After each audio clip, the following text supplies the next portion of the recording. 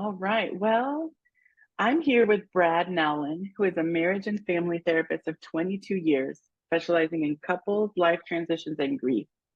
And Brad, we've got 10 more minutes. So, what's one thing you would love for the world to know? Well, thank you for having me on this, Maria. And the one thing I'm focusing on right now is intellectual humility. Acknowledging when we can be wrong, perhaps it's a form of humility, but it's something I've been able to spot in myself a lot more as I've gotten older. And of course, our career of therapy does help us perhaps reflect on things more than maybe if I was in a different career. It's the ability to say, I could be wrong, and to be able to revise our beliefs and to check our beliefs at the door, in effect, and to be able to say, provisionally, I think this, but I'm not sure. I don't know. And I think we see a lot of this, and it's a barrier to understanding when we know we're right. That sounds really impactful and difficult too. So, It tell is. I me, think one example of it is just when I've met with couples and I meet with one of them the first time and I Mhm. hear their version of reality, and I have a pretty good belief that yeah, that's the way things are. And then I meet with the other couple, and I'm like, other part of the couple, I'm like, that's just not the same story I heard. It's quite different, and so Mm. trying to blend those two stories together is part of the challenge of working with couples. But it reminds me not to be so sure of myself when I'm making judgments or assumptions. Wow. And that's my next question is how did you discover this? Seems like that's part of the practice, part of the process is all the years in your practice and hearing both sides, two completely distinct sides. I think it's something I've known on some level since I've been an adult and been able to use critical thinking skills. But it's something that I just see so much of these days, particularly in the public discourse or in other places where the scientific approach oftentimes makes sense to me.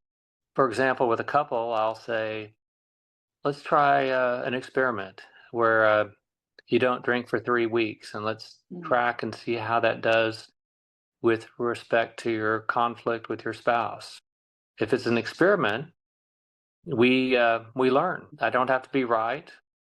There's no pressure to adhere to that belief, and it simply allows us to look at it objectively and then to be able to evaluate and learn from how well the experiment worked. If it's an experiment, I don't have to be right. Yeah. And just let the feedback be what it is from an experiment. Correct. And to not feel like I'm the smartest person in the room, because I certainly am not. And I like to be able to allow their strengths to flourish. Yeah. And if someone were interested in this, what you're talking about, what is the first step that they can take? Well, I think it's to be able to be aware of where they're certain. It could be climate change or something that the vaccinations or all these complex subjects that we want to distill down to a soundbite. And I think that it's helpful to ask the question sometimes, how exactly does this work? And if you were to try and ask me how to explain climate change, I don't know nothing. So it's fun to be able to acknowledge how little I know and to be able to be aware of those strongly held beliefs. There's something called, I think, the Lake Wobegon effect. Have you heard of that? Okay. No, no, tell me. It's basically the idea that everybody's above average at Lake Wobegon, which statistically is impossible. But it's like I think I've seen surveys that Americans, a lot of us think we're better drivers than everyone else, but statistically it would not adhere to that. So knowledge of the bell curve, humility, it all helps. And another aspect of this intellectual humility, the ability to simply admit I could be wrong, is being aware of emotional reasoning. I feel it, therefore it's true. I feel that there's climate change or there's not climate change. I feel it, so therefore it's true. Now, there may be people who study that science and people who go to school and understand a lot more than I do about climate science, and I'd like to listen to them and to hear their points of view. And oftentimes, their points of view would have a hypothesis or an experiment to say, this is what we think right now, provisionally. We could be wrong, but this is where we are right now. Yeah. Those things that you're mentioning certainly stir us deeply. So that is, yeah, that I can hear that emotional reasoning. Um, so if someone wants to adopt more intellectual humility, what's the common obstacle? Well, I think our pride and our ego get in the way. And I think very early in life, we're taught that we have to be right, that we have to get the right score, that we have to get good grades and do well on homework and tests. And the idea that we had to be right was reinforced a lot growing up. If Correct. we learned science perhaps earlier, or the ability to think in shades of gray, then I suspect it'd be easier. But our ego and pride get in our way, and it's an issue we all struggle with.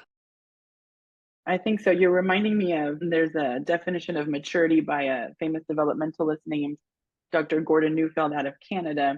And he talks about how maturity is being paralyzed, where you don't know. It's not black and white, where you are really stuck between two things, and that you can hold two concepts in your mind at the same time that are opposing.